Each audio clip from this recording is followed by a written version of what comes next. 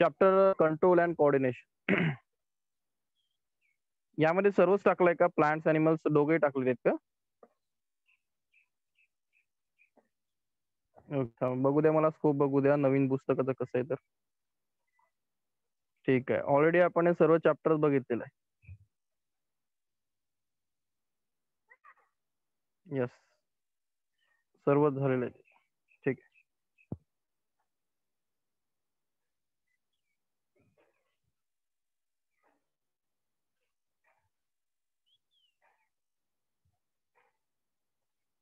हे बघ, आपण पिन पॉईंट घेणार आहोत. जे महत्वाचे पॉईंट आहेत, बाकीचं जे थेअरी असेल त्यात तेवढं डिस्कस करण्यासारखं नसेल तर ते मी सोडणार. तर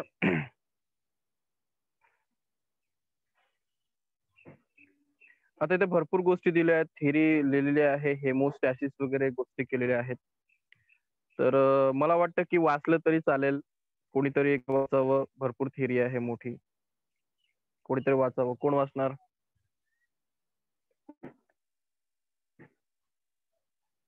हॅलो, कोण वाचणार? माधवी वाचणार?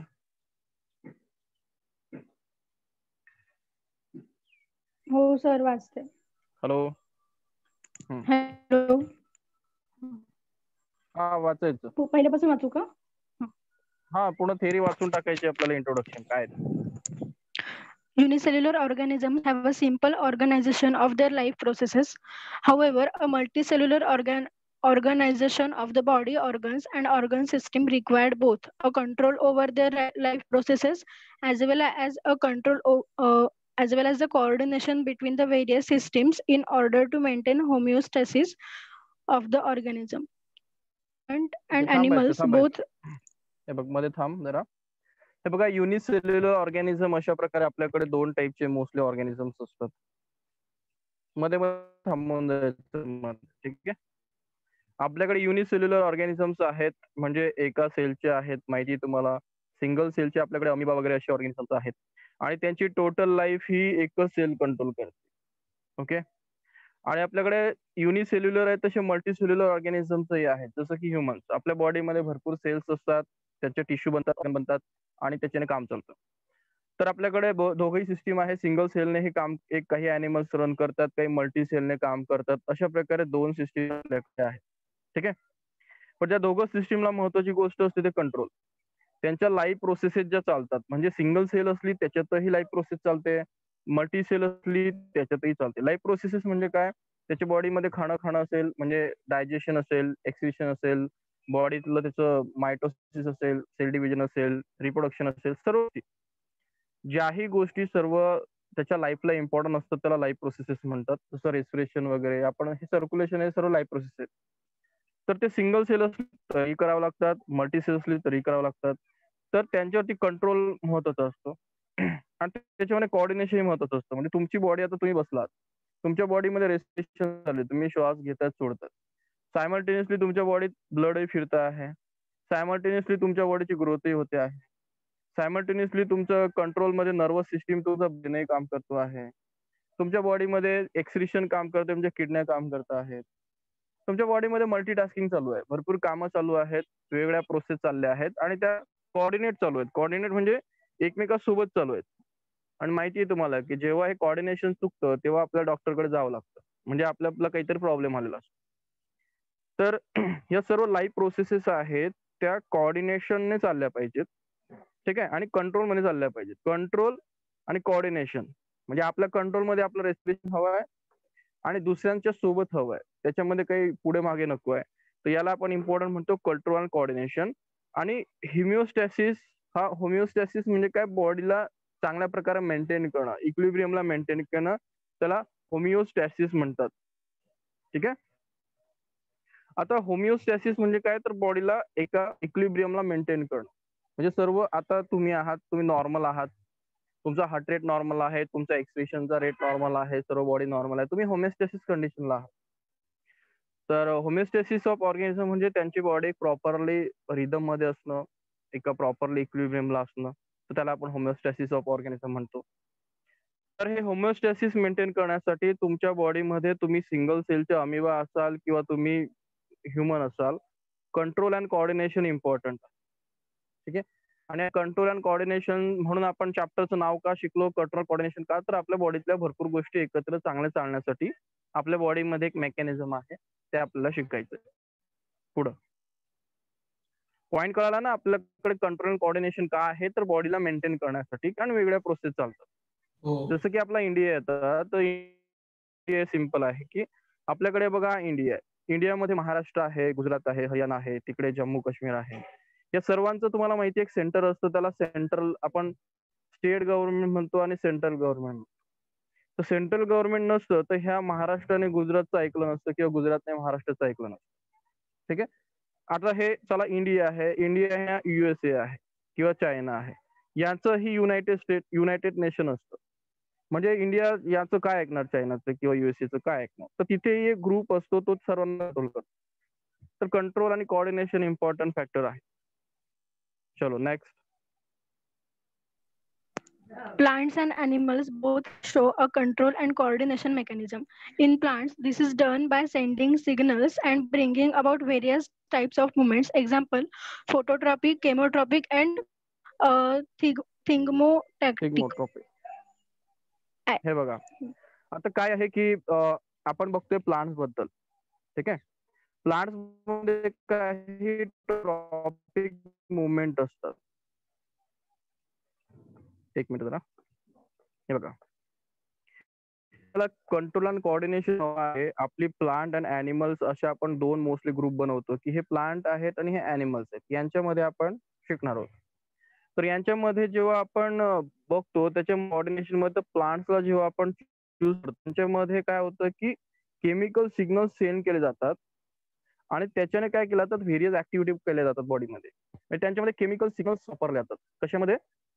प्लांट्समध्ये मोस्टली केमिकल सिग्नल्स वापरले जातात. आपल्या बॉडीमध्ये कोणते सिग्नल वापरले जातात? आपल्या बॉडीमध्ये इलेक्ट्रिकल सिग्नल मॅक्झिमम वापरले जातात आपल्या बॉडीमध्ये. तर केमिकल सिग्नल्स वापरले जातात आणि केमिकल सिग्नल्सने काय काय केलं जातं, तर त्यांच्या बॉडीमध्ये फोटोट्रॉपिक मुवमेंट असेल, केमोट्रॉपिक असेल, टॅक्टिक मुवमेंट असेल, या सर्व मुवमेंट तुम्ही बघितल्या असतील. बघितले आहेत का? हो सर. हो सर बघितलंय. हे बघा ज्यांना जे नवीन आहेत त्यांच्यासाठी पुन्हा एकदा थोडं रिपीट करू आपण. तेव्हा फोटोट्रॉपिक मुवमेंट सोपं असतं.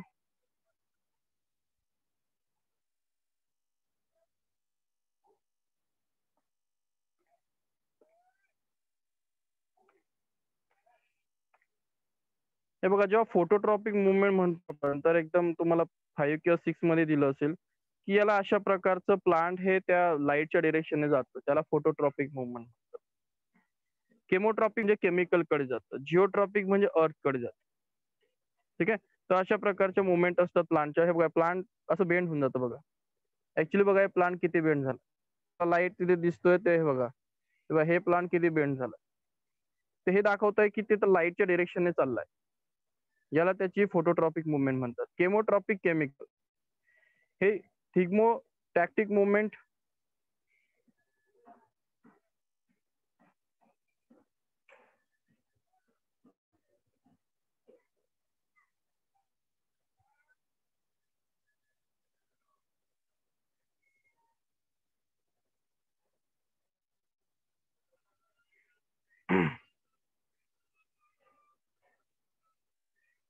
हे बघा थर्मोटॅक्टिक मुवमेंटचं एक्झाम्पल आहे ते.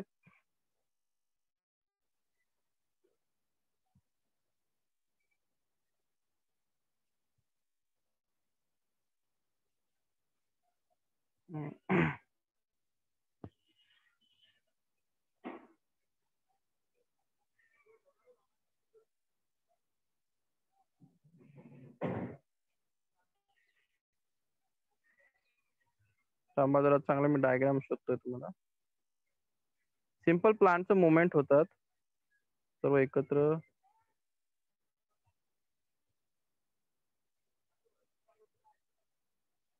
नाही सापडत.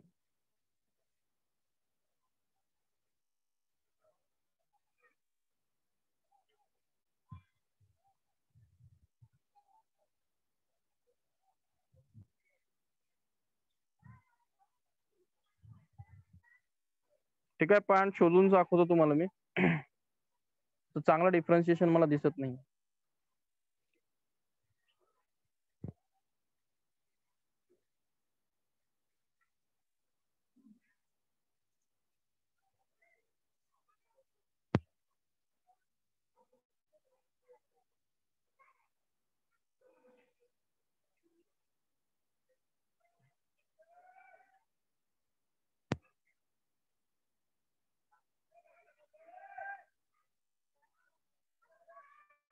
ठीक आहे, थोड्या वेळाने शोधून दाखवतो तुम्हाला मी सर्व मुवमेंट काही इमेज मध्ये कुठेतरी असतीलच. हे बघा प्लांट असतं, प्लांट हे मुवमेंट करत असतं. तर त्या मुवमेंट्सला मी इमेज मध्ये दाखवणार की कशा प्रकारे मुवमेंट करतं. महत्वाचा पॉईंट काय आहे की ते कसं करतं ते महत्वाचं आहे. तर ते केमिकल्सच्या सिग्नलने करतं. केमिकल सिग्नल्सने काय करतं मुवमेंट करतं. कुठे गेलं केमिकल सिग्नल. ओके, ॲनिमल्स मध्ये येऊ तर स्पेशली व्हर्टिब्रेट्स म्हणजे ज्यांच्या पाठीमध्ये व्हर्टिबल कॉलम असतो, जसं की ह्युमन्स आपल्या पाठीमध्ये व्हर्टिबल कॉलम आहे. तर हे ग्रॅज्युअल काय करतात, इन्क्रीज कॉम्प्लेक्सिटी. त्यांच्याकडे थोडंसं कॉम्प्लेक्सिटी वाढलेली आहे. म्हणजे कॉम्प्लेक्सिटी म्हणजे आपले सिग्नल्स एवढे सिम्पल नाहीये. आपल्याकडे कॉम्प्लेक्स मेकॅनिझम आहे. ब्रेन हा ऍक्च्युली सिग्नल कंट्रोल करतो. आपलं कॉम्प्लेक्स मेकॅनिझम आहे. आपल्याकडे कॉम्प्लेक्स कंट्रोल केले जातात आणि आपल्याकडे दोन्ही गोष्टी वापरल्या जातात. लक्षात ठेवायचं, electrical and chemical signal. Animals हे दोघं सिग्नल वापरतात. ठीक आहे, त्यातलंही कॉम्प्लेक्स ऑर्गॅनिझम जास्त, इलेक्ट्रिकल सिग्नल आणि केमिकल सिग्नल. प्लांटला जर तुम्ही विचार कराल तर प्लांटला मोस्टली बघा, इथे तुम्ही कुठे गेलं केमिकल, हे बघा केमिकल इम्पॉर्टंट सिग्नल असतो कोणासाठी, प्लांटसाठी. इलेक्ट्रिकल सिग्नल त्यांच्याकडे अशा ऍज सच नसतो. ठीक आहे, कारण त्याच्याकडे ब्रेन वगैरे असा कन्सेप्ट नाहीये. प्लांट्सला कधी बघितलं का तुम्ही की प्लांट्समध्ये ब्रेन आहे, प्लांट्सला सर नर्व्स आहेत, क्रॅनियल नर्व्स आहे वगैरे, अशा ह्युमन सारख्या नर्व्स आहेत का? नाही. त्यांच्यामध्ये तुम्ही फक्त सिम्पली काय शिकतात, त्यांच्यामध्ये सर सेल्स आहेत असे कनेक्टेड आहेत.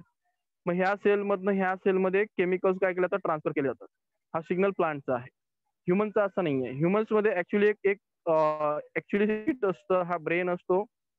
ब्रेन पासून सिग्नल निघतो आणि ते सिग्नल नेण्यासाठी एक काय असतं, सिस्टम असतो, त्याला आपण नर्व म्हणतो किंवा त्याला आपण वायरिंग कनेक्शन म्हणू शकतो. आपल्या बॉडी एक सिस्टम असतं की ते सिग्नल घेऊन जातं, इलेक्ट्रिकल सिग्नल. तर आपल्या बॉडीमध्ये असतो मेकॅनिझम आहे. आपल्याकडे स्पायनल कॉर्ड आहे, आपल्याकडे क्रॅनियल नर्व्स आहेत, भरपूर बॉडीमध्ये नर्व्स आहेत, बॉडीच्या लंबरच्या नर्व्स आहेत. तर हे प्लांट्सकडे नाहीये. मग प्लांट्स कशाने कंट्रोल करतात बॉडी पार्टला? केमिकल्सने. एका सेलमधनं केमिकल दुसऱ्या सेलमध्ये पाठवतात, दुसऱ्या सेलमधनं तिसऱ्या सेलमध्ये, आणि आपली बॉडी कंट्रोल करतात. आता सिंपल गोष्ट आहे, बॉडी कंट्रोल करण्यासाठी माहिती आहे तुम्हाला की सिग्नल्स चलो एवढं कळालं का? हा पॉईंट कळाला का? हो सर, कळालं. पॉईंट मध्ये फक्त महत्वाची गोष्ट ही होती की हे कंट्रोल अँड कोऑर्डिनेशन का शिकायचंय. सर्वात महत्वाची गोष्ट की आपल्या बॉडीमध्ये लाईफ प्रोसेस चालू असतात. आपल्या नाही, कोणताही लिव्हिंग ऑर्गॅनिझम असेल, तो सिंगल सेल असेल का तो मल्टी सेल असेल, त्याला जेवण करायचंय, डायजेशन करायचंय, त्याला रेस्पिरेशन करायचंय, त्याला रिप्रोडक्शन करायचं आहे. ठीक आहे, ह्या प्रोसेसेस आहेत, ते सर्व सायमल्टेनियसली झाल्या पाहिजेत, एकत्र झाल्या पाहिजे. हा पहिला इम्पॉर्टंट पॉईंट. दुसरा म्हणजे कंट्रोल कोऑर्डिनेशन सिंगल सेललाही लागतं आणि मल्टी सेललाही लागतं, असं ह्युमन्स. दुसरा पॉईंट होता की मग आपण मोस्टली कॅटेगरी कशामध्ये करतो, प्लांट आणि ॲनिमल. ॲनिमल्स आणि प्लांटमध्ये कंट्रोल अँड कोऑर्डिनेशन कसं होतं, त्यात महत्त्वाचा पॉईंट आपण काढला की प्लांट्सला कोणतं कोऑर्डिनेशन चालतं, केमिकल चालतं. ठीक आहे, केमिकल सिग्नल फॉलो केला. त्यामध्ये फोटोट्रॉपिझम, जिओट्रॉपिझम किंवा केमोट्रॉपिझम वगैरे हे त्याचे टाइप्स आहेत. नेक्स्ट आहे की ॲनिमल्स मध्ये काय, तर ॲनिमल्स मध्ये असं केमिकल सिग्नल हा लिमिटेड वापरला जातो आणि इलेक्ट्रिकल सिग्नल वापरला जातो. तो कसं तो आपण पुढे शिकू. मग इथे डिस्टिंक्ट डिफरन्स तयार झाला आपला, इलेक्ट्रिकल केमिकल हा ॲनिमल आणि केमिकल ऑनली प्लांट्स. तर एवढं तुम्हाला इथून डिटेल ग्रॅप करायचं. ओके, आता ह्युमन्स मध्ये इथे दिलं आहे की in this chapter we are now still stay about development of nervous system. यामध्ये आपण इथे जास्त स्टडी कशाला करणार आहे, नर्वस सिस्टीम ऑफ ह्युमन्स किंवा ॲनिमल ग्रुप्स. ठीक आहे, आणि ह्युमनचं डिटेलमध्ये बघणार, म्हणजे आपली ह्युमनची नर्वस सिस्टीम आपण ह्या चॅप्टरमध्ये डिटेलमध्ये बघणार आहोत आणि काही ॲनिमल्सही त्याने गप्पा केलेल्या आहेत. तर नर्वस सिस्टीम म्हणजे काय, तर नर्वस सिस्टीम म्हणजे ज्याने आपली बॉडी कंट्रोल होते, ज्यामध्ये नर्व्स असतात त्याला आपण नर्वस सिस्टीम म्हणतो. तर या काही पॉइंट मध्ये प्रॉब्लेम नसेल तर मग आपण पुढे जाऊ. पुढे जायचं का? हो सर. बोला. ओके. हो सर. नेक्स्ट. सर हा ते थिमोटॅटिक मुवमेंट म्हणजे एक्सटर्नल स्टिम्युलसला प्लांटने केलेला रिस्पॉन्स, म्हणजे ते लाजाळूचं झाड वगैरे असतं ते कसं एकदम टच केल्याने बंद होतं, किंवा ते व्हीनस फ्लाय ट्रॅप असतं, इन्सेक्ट अडकला की ते पटकन त्याला कॅच करतं, तो म्हणजे सडन दिलेला रिस्पॉन्स हे बघा एक्सटर्नल काय असतं की स्टिम्युलस. हे थिंगोटॅपिक मुवमेंट काय असतं की तुम्ही टच मी नॉट प्लांट बघितलाय, म्हणजे त्याला आपण लाजाळू म्हणतो. ठीक आहे.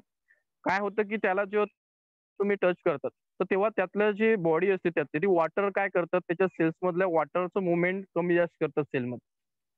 म्हणजे पाणी आहे, एक लीफ आहे, आणि त्याला तुम्ही टच केलं की त्यातलं पाणीचं काय केलं तर ट्रान्सपोर्ट केला जातो आणि ते पानं फोल्ड केले जातात.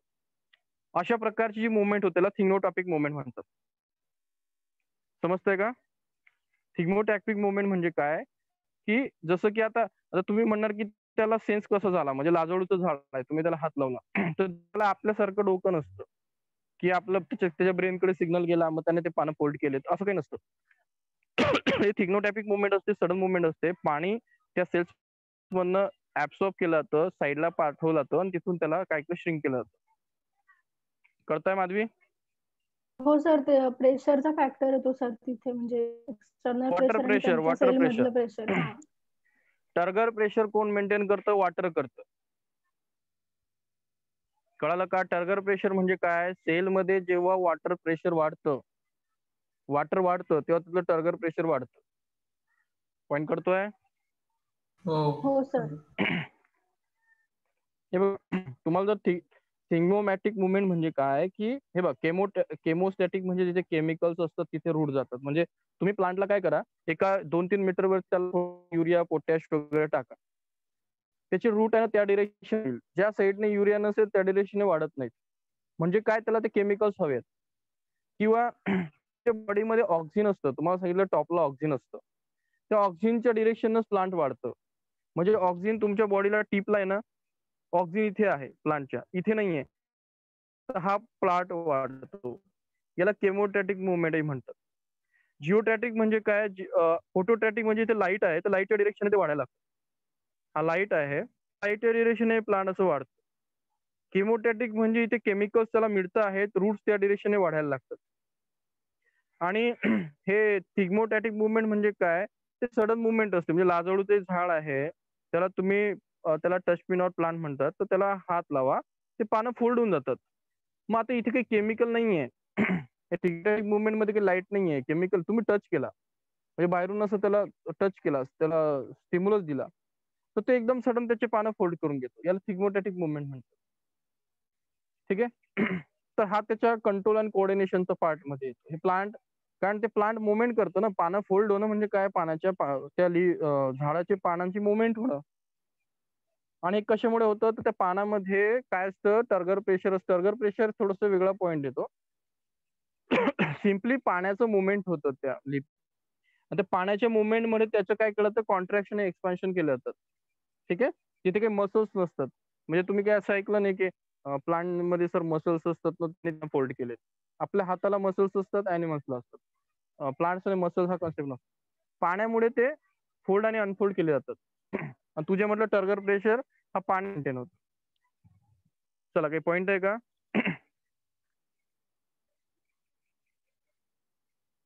काय बोलायचंय थिंगोमॅटिक वरती? हॅलो माधवी, प्रॉब्लेम सॉल्व्ह झालाय का की बोलायचं हो याच्यावर सर. काही? हो. नाही, बोलायचा हो म्हणजे बोलू का नाही? पुढे जाऊ.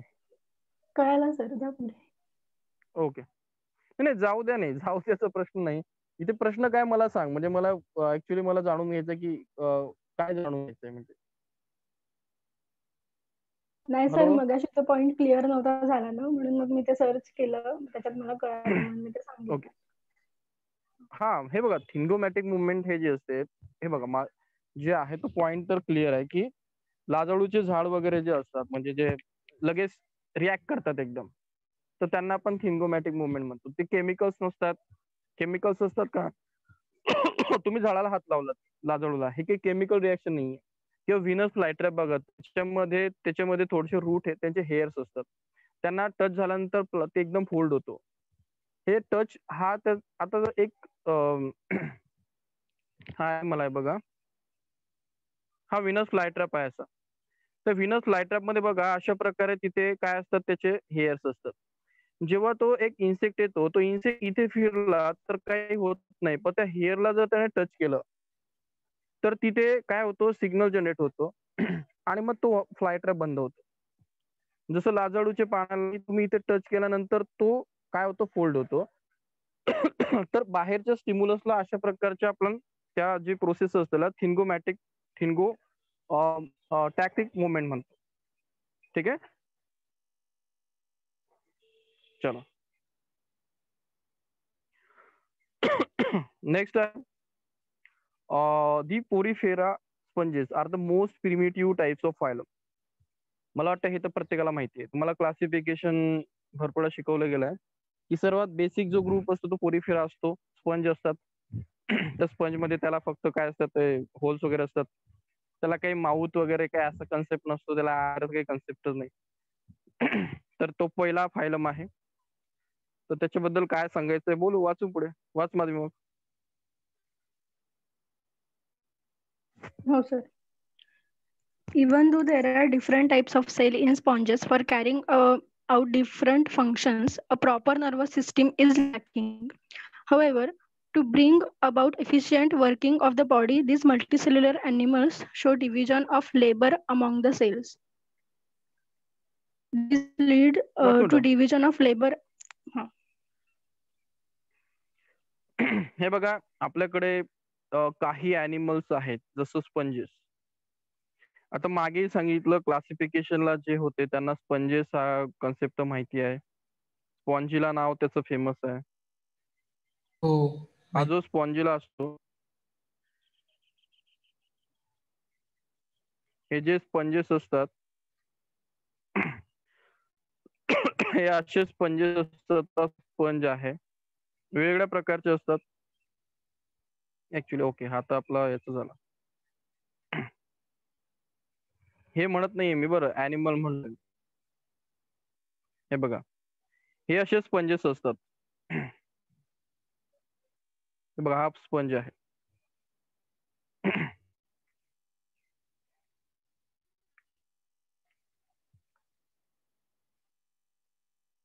जे तुम्हाला दिसत आहेत, हा बघा ब्लॅक कलरचा हाही स्पंज आहे. त्याच्या बॉडीला बघा छोटे छोटे होल्स आहेत. हा रेड कलरचा ही स्पंजेस आहे. ठीक आहे, हाही स्पंजेस आहे. हा तुम्हाला असं कोनिकल दिसतोय, हाही स्पंज आहे. तुम्हाला त्याला बघून वाटत नाहीये की ऍक्च्युली तो ॲनिमल आहे. हा ॲनिमल आहे. याला आपण जनरली प्लांटच्या टाईप मध्ये टाकतो, दगडाला चिटकून बसतात ते आणि तिथे स्टिक होतात आणि ते ॲनिमल्सच्या कॅटेगरीमध्ये येतात. स्टोरी वगैरे वरती हे बघा, हाही स्पंज आहे. दाखवतो कशासाठी की तुम्हाला माहिती असावं की स्पंज काय मॅटर. ठीक आहे, शार्क वगैरे काही घ्यायचं नाही आपल्याला. कळाला मग स्पंज काय असतं. आपला पॉइंट आहे की आपल्याकडे एकदम सिंपल ऑर्गॅनिझम आहेत. सिंपल म्हणजे ॲनिमल आहेत की तो पहिले प्रिमिटिव्ह म्हणजे एकदम जुने स्पंजेस की ज्यांच्याकडे असं काही मोठं सिस्टीम नाहीये. त्यांच्याकडे पाय नाही, हात नाही, किंवा त्यांच्याकडे आईज नाही, काय नाही. आणि दुसरं असे ॲनिमल्स आहेत की ह्युमन्स, त्यांच्याकडे एवढी डेडिकेटेड सिस्टीम आहे, एकदम मोठी सिस्टीम आहे. ठीक आहे, म्हणजे एकदमच सोफिस्टिकेटेड सिस्टीम आहे. जसं की बोलण्यासाठी सिस्टीम आहे, हातपाय आहेत, रिप्रोडक्शन आहे, एक्सप्रेशन आहे, सर्व आहे. तर आपल्याकडे काय आहे, मल्टीसेल्युलर ऑर्गॅनिझम आपण आहोत आणि आपल्याकडे काय आहे, डिव्हिजन ऑफ लेबर हा कन्सेप्ट आहे. डिव्हिजन ऑफ लेबर वरती आपण भरपूर बोलून झालेला आहे. प्रत्येक सेल्स असतात, त्यांना एक स्पेशलाइज सेल्स असतात बॉडीमध्ये, त्यांना त्यांच्या एकेकड्या ऍक्टिव्हिटी दिल्या जातात आणि ते त्यांचं काम करतात. म्हणजे एक्झाम्पल, तुमच्या बॉडीमध्ये डायजेशन आहे, तुमच्या बॉडीमध्ये जो माउथ आहे आणि हा ॲनस आहे, त्याच्यामध्ये जो ट्रॅक आहे, त्या ट्यूबला स्पेशल काम दिले गेलेलं आहे, त्या ट्यूबच्या सेलला, की तुम्हाला फक्त फूड घेऊन जायचं. माउथ मध्ये सांगितलेलं आहे काही सेलला सलायवरी बनवायचा आहे, स्टमकच्या सेलला सांगितलं आहे की गॅस्ट्रिक ज्यूस बनवायचा आहे, लिव्हरला बाईल बनवायचा आहे, पॅनक्रियासला तुमचं काय बनवायचं, पॅनक्रियास बनवायचे आहे. चला हे झालं. तुमच्या आईसला सांगितलंय की चला तुम्हाला लाईटला सेन्स करायचा आहे, इयरला तुम्हाला साऊंडला सेन्स करायचा आहे, हातापायांना तुम्हाला बॉडीला सपोर्ट करायचा आहे, स्किनला बाहेरचं टेम्परेचर एन्व्हायरमेंट मेंटेन करायचं आहे. ते त्यांचे कामं करतात. आणि त्यांचं काम नाही केलं, त्यांनी त्यांचं दिलेलं काम नाही केलं, तुम्ही काय म्हणतात म्हणजे डोळ्यांनी त्यांचं काम नाही केलं, लगेच तुम्हाला जाणवतं की आपले डोळे काम नाही करत आहे, आपली दृष्टी गेली आहे. पोटाने काम नाही केलं, तुम्हाला डॉक्टरकडे जावं लागतं. त्यांनी त्यांचं काम थांबवलं म्हणजे तुम्हाला तुमचं डिस्टर्ब होतं. तर सिम्पल आहे, जे मल्टीसेल्युलर ऑर्गॅनिझम आहे, ह्युमन्स आहे, तर आपलं बॉडी एवढं कॉम्प्लेक्स मेकॅनिझम आहे की त्याच्यामध्ये एवढं जबरदस्त डिव्हिजन ऑफ लेबर आहे. जसं तुम्ही बायोलॉजी थोडं डीप पुढे पुढे शिकत जाल, जे मेडिकलला जातील त्यांना तर माहित समजेलच की किती कॉम्प्लेक्स मेकॅनिझम आहे. पण बेसिकली एवढं तरी समजतं आपल्याला की आपल्या बॉडीमध्ये एवढे कामं चालू, डायजेशन, रेस्पिरेशन, एक्सक्रिशन, बाकीच्या गोष्टी. ठीक आहे. तर मला एवढं काय, ठीक आहे, तुमच्या बुकमध्ये लिहिलेलं आहे ते. चला पुढे. These lead to specialization of cells for the various activities like digestion, respiration, excretion, and others. Later, in the higher animals, phyla, the different cells from tissues, organs, and the systems which must work in coordination with each other for smooth internal functioning of the body. Also, the organisms must be able to respond and coordinate with respect to various stimuli or changes in external environment. पुढे वाचून टाक, सोपं आहे. वाच पुढं, In the continue. lower animals like Hydra and the Planaria, the nervous system achieve this function, while in higher, more complex animals, it is done by two coordinating systems: the nervous, that is electrical system, and the endocrine, that is chemical control system. These two systems will be हे studied. बघा, आपल्याला महत्वाच्या पॉइंटवर यायचं होतं की हे जे आपल्या बॉडीमध्ये कंट्रोल आणि कोऑर्डिनेशन जे म्हणतोय आपण ते कसं केलं जातं. तर आपल्या बॉडी एवढ्या प्रोसेस चालतात, आपल्याकडे एवढं डिव्हिजन ऑफ लेबर आहे, एवढ्या सगळ्या गोष्टी आहेत. तुम्हाला आधीच सांगितलं की स्पंजेस हा पहिला प्रिमिटिव्ह ॲनिमल आहे. त्यानंतर मग हायड्रा, नंतर त्यानंतर प्लॅने वगैरे थोडेसे त्यानंतरचे ग्रुप्स आलेले आहेत, म्हणजे थोडेसे त्यांचं प्रगती झालेलं आहे.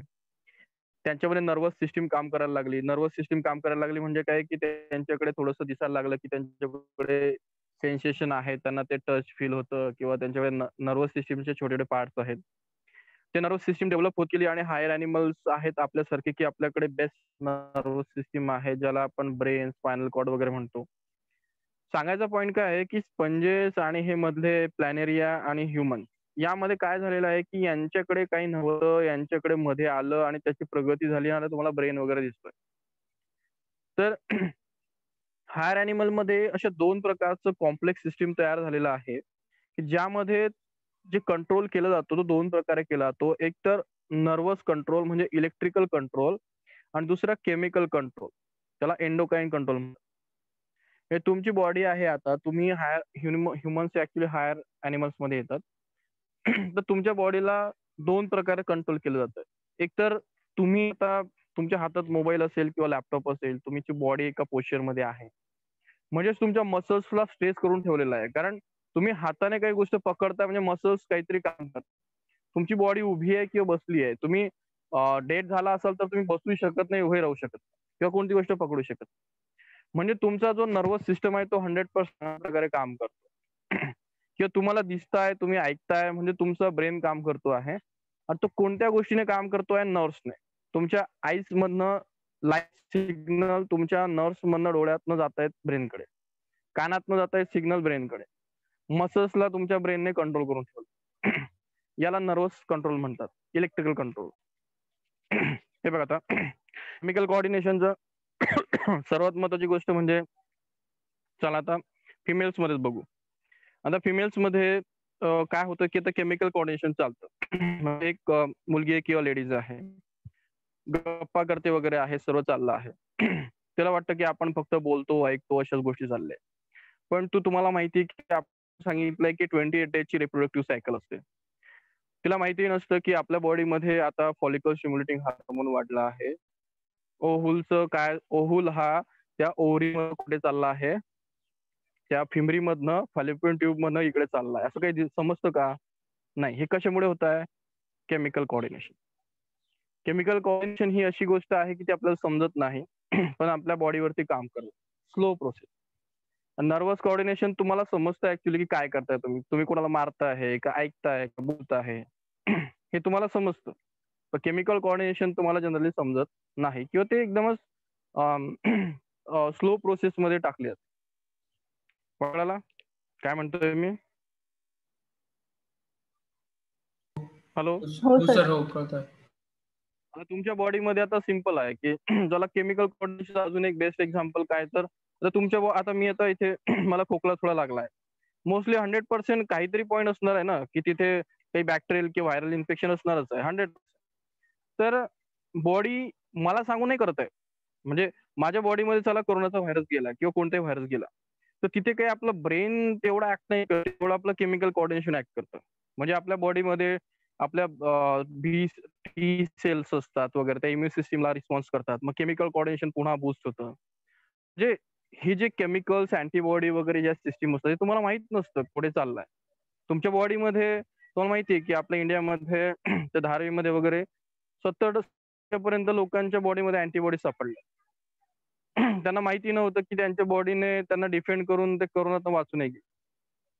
ते फक्त आपल्या करोना करून जातात. त्यांना माहिती नाही की बॉडीने त्यांना कधी प्रोटेक्ट केलं आणि कधी अँटीबॉडी तयार झाल्यात ना ते कधी वाचतं.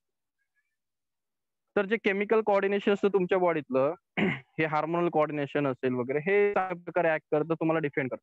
ठीक आहे. तर दोघेही महत्वाचे आहेत. नर्वस हा क्विक रिस्पॉन्स मध्ये येतो, केमिकल हा स्लो रिस्पॉन्स मध्ये येतो आणि आपल्याला ह्या चॅप्टर मध्ये 2च पॉईंट शिकायचे. क्विक रिस्पॉन्सला आपण इलेक्ट्रिकल सिग्नल म्हणतो. आपल्या बॉडीमध्ये इलेक्ट्रिकल सिग्नल्स हे काही मायक्रो सेकंड्स मध्ये राहतात. केमिकल कोऑर्डिनेशन्सला थोडा आणि हा एक प्रश्न मागे आला होता कुठे आला होता मला माहित नाही की केमिकल सिग्नल फास्ट असतात का इलेक्ट्रिकल? Obviously electric. केमिकल्सला थोडा वेळ लागतो ट्रान्सफर व्हायला. तर हा सिग्नल भरपूर फास्ट असतो, हा स्लो असतो. तो कसा काम करतो बॉडीमध्ये ते आपल्याला चॅप्टरमध्ये शिकायचंच आहे. पण महत्वाचं हे की ते का आहे आपल्या बॉडी. तर आपल्या बॉडीचं मेकॅनिझम असं आहे हायर अॅनिमलचं की एक प्रोसेस स्लो काम करते. स्लोली ज्या गोष्टी धीरे धीरे अपेक्षित असतात त्या केमिकल कोऑर्डिनेशन बघते. ज्या गोष्टी फास्ट अपेक्षित असतात म्हणजे तुम्हाला आता पळायचं आहे तर ते केमिकल कोऑर्डिनेशन बघत नाही. केमिकल कोऑर्डिनेशन हे तुमचं पळणं नाही कंट्रोल करत, ते तुमचं नर्वस कोऑर्डिनेशन करतं, तुमचं ब्रेन कंट्रोल करतो की मग माणसाने चाललं कसं पाहिजे, मग मसलच्या मुवमेंट कशा असल्या पाहिजे, बोललं कसं पाहिजे. तर लक्षात ठेवा फास्ट मुवमेंट स्लो मुवमेंट वेगळी असते. जे जुने अॅनिमल्स आहेत स्पंजेस वगैरे त्यांच्यामध्ये असं डेव्हलप झालेल्या सिस्टीम नाहीयेत. ते बिचारे जगतात का तो प्रश्न महत्वाचा आहे. म्हणजे एक स्पंज आहे तो त्या स्टोनला तिथे चिटकलेला आहे. काय करतोय तो? म्हणजे मलाही कधी कधी प्रश्न पडतो की स्पंज एका जमिनीला तिथे चिटकून बसला आहे आणि त्याचं लाईफ काय असतं? म्हणजे आपण लाईफ म्हणतो की लाईफ आहे तर नेमकं काय आहे? प्रश्न आहे. ठीक आहे. तो त्याचा प्रश्न आहे की तो पुन्हा रिप्रोडक्शन करतो, पुन्हा स्पंजेस बनवतो, पुन्हा चालतो. आपल्याकडे तर काहीतरी गोल आहे. म्हणजे जो ह्युमन आहे तुम्ही तर विचार करतात की आपण लाईफ बघतो. त्या स्पंजला हेही माहित नाही की आपण माणसं आहोत. तुम्हाला काय वाटतं स्पंजला माहिती असेल माणसं असतील जगामध्ये? मला तर प्रश्न वाटतो. त्याच्याकडे थिंकिंग सेंटर नाहीये. त्याच्याकडे काही मोठी गोष्ट नाहीये. लक्षात ठेवायचं की आपल्याला देवाने जरा चांगलं बनवलंय. आपल्याला भरपूर गोष्टी दिलेल्या आहेत. आपण त्याचं काय केलं पाहिजे, यूज केला पाहिजे आणि सॅटिस्फाय असले पाहिजे की आपल्याला काहीतरी मिळालं आहे. बाकीच्या अॅनिमल्स पेक्षा तुम्ही जरा विचार करा की बाकीचे अॅनिमल्स आहेत म्हणजे प्लांट्स आहेत त्यांच्याकडे भरपूर गोष्टी नाहीयेत. छोटे छोटे इन्सेक्ट बघा बिचारे काही 5-10 महिने जगतात फक्त. बरं डॉगच बघा 20च महिने जगतो. सॉरी 15-20 वर्ष जगतो. तर आपल्याकडे भरपूर गोष्टी आहेत. आपल्याला भरपूर इक्विप बनवलेलं आहे सिस्टीमने, एन्व्हायरमेंटने म्हणा, देवाने म्हणा. तर त्याचा तुम्ही युटिलाइज चांगल्या प्रकारे केला पाहिजे. पॉझिटिव्हली विचार केला पाहिजे. तुम्हाला ब्रेन सारखे एक मोठं सिस्टीम दिलाय देवाने. त्याचा तुम्ही यूज केला पाहिजे. अभ्यास हा त्यासाठीच आहे की तुम्ही त्याचा युटिलाइज करा. नाही तर फक्त नुसतं तो असा किंवा लोक प्रगती करतात आपल्याला होत नाही निगेटिव्ह सोडा. ब्रेनचा यूज करायला शिका. कारण देवाने तुम्हाला हे जे इंडोक्राईन वगैरे चाललंय ना गप्पा, हे सर्व मला हेच सांगायचंय की तुम्हाला भरपूर दिलेलं आहे. ते बिचारा त्या फायलाला दिलं नाही, म्हणजे तो स्पंजला काही दिलं नाही, त्या हायड्रालाही दिलं नाही. तुम्हाला भरपूर ब्रेन वगैरे सर्व गोष्टी एकदम परफेक्ट दिलेल्या आहेत. तुमच्याकडे काही हँडिकॅप नेचरही सोडले नाहीत देवाने की तुम्ही लहानपणी काही हँडिकॅप वगैरे असाल. भरपूर सर्व चांगले आहात. तर सिस्टीम यूज करायला शिका. तुम्हाला दिलेल्या गोष्टी वापरा, नाहीतर मग त्या सिस्टीम खराब होतात. तर ठीक आहे, मला वाटतं इंट्रोडक्शन जास्त झालंय आपलं इथे. काय मला वाटतं एवढं घेण्याची गरज नव्हती. बोला, काही प्रश्न आहे का? नाही सर. काय होतंय स्टेट बोर्डच्या पुस्तकामध्ये असंच होतं की आपण महत्वाचे पॉईंट सोडतो आणि इकडे तिकडे पडून जातो. ठीक आहे, चला प्रश्न. माधवी. नाही सर. नीटवाल्यांनी फोकस करायचा बरं चॅप्टरला. इथला जो जो पॉईंट असेल तो घरी सर्च करायचा. जसं आता सिग्मोटॅग मुवमेंट आहे, माझ्याकडनं मिस झाला किंवा मी नंतर दाखवणार किंवा मी नंतर बोलणार, त्यापेक्षा तुम्ही स्वतः सर्च करायचं. ठीक आहे. किंवा तुम्हाला अजून काही वाटलं की फायला स्पंज तर शोधायचा, प्लॅनेरिया शोधायचा, स्वतः शोधायचे. मला प्रश्न विचारायचे नंतर. नीटवाल्यांना ज्यांना मेडिकल हे त्यांचं टार्गेट आहे, फार्मसी वगैरे टार्गेट आहे, त्यांनी थोडंसं बायोलॉजीला जास्त हे द्यायचं, कारण तुमचा मेन सब्जेक्ट येतो. बाकीच्यांनी ज्यांनी ऍव्हरेज घेतलेला आहे त्यांना ठीक आहे, त्यांनी बॉडी म्हणून बघा, इतर नॉलेज म्हणून. ठीक आहे, थांबू इथे आपण. आणि सर्वात महत्वाची गोष्ट, आपण काय करू आता, हे बघा आपण आता नोव्हेंबर ऑक्टोबर मध्ये आलो. नोव्हेंबर नंतर आता तुम्हाला 2-3 दिवसाला मी काय करणार, तुमचं जे एक्सरसाइज आहे त्याच्यावरती काही महत्वाचे प्रश्न मी तुम्हाला देत जाणार. तुम्ही ते प्रश्न राईट डाऊन करायला सुरुवात करा. मिळतील तुम्हाला संध्याकाळी काही 5-7 प्रश्न मिळतील. तर ते टेस्ट सारखं तुम्ही द्या आणि ते मला सेंड करायचं. चला, भरपूर बोललो आता, माझं डोकं दुखतंय आता. चला, थँक्यू.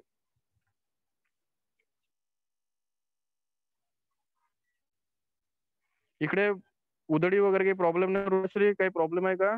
वडिलांची तब्येत कशी आहे? नाही, चांगली आहे आतापर्यंत. चांगली आहे ना? ठीक आहे. अभ्यास चालू आहे की नाही आपला? हो.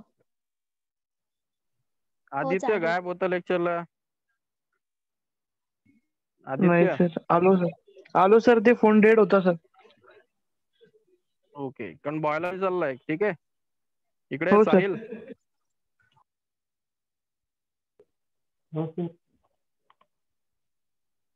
ठीक आहे. म्हणजे 12 म्हणजे कोण अब्सेंट, कोण आहे इथे विचार, कोण अब्सेंट आहे? एक मिनिट. खुशवंत, वैभव आहे सर. वैभव, हा वैभव पाटील का? तो तर होता आधी. ठीक आहे, वैभव पाटील गायब आहे का? ठीक, खाली आहे ना? कोणीतरी गायब आहे यामध्ये, मला आठवत नाही. चलो, सिद्धेश जमतंय कर बा. हो सर. सिद्धेश, ठीक आहे. तर चला, उद्या भेटू आपण. आणि यामध्ये फक्त काय जास्त फक्त इंट्रोडक्शन घ्यायचं होतं आपल्याला. पण लक्ष ठेवा, चॅप्टरला मिस करू नका. वॅटेजही जास्त आहे आणि भरपूर महत्वाचं आहे तुमच्या दृष्टीने, महत्वाचं तुमच्या दृष्टीने. चलो, थँक्यू.